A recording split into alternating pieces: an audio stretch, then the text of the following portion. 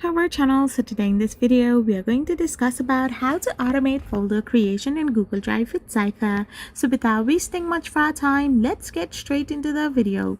So first of all, you need to go and log in into your Zapier account. So once you have logged in into your Zapier account, you need to simply select the trigger app. Simply go and tap on Zap, and you need to simply tap open a trigger app.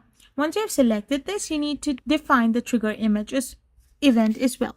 So once you have defined the trigger event as well, you need to connect your Google Drive as an action app. You need to select Google Drive and choose Create Folder Action. Once this is done, configure the Google Drive action. Simply connect your Google Drive, specify the parent folder, and then define the new folder name. Now you can set sharing preferences as well, which is completely optional, and add subsequent actions. Now all you gotta do is simply test and activate this app. Test this app and turn on this app. Once you have verified the functionality, activate your app to enable automatic folder creation based on your defined trigger. So this is how you can automate folder creation in Google Drive with Zapier. I hope you found this video helpful. So don't forget to hit that subscribe button and do give us a thumbs up. We will be back again with more informative videos. Thank you for watching.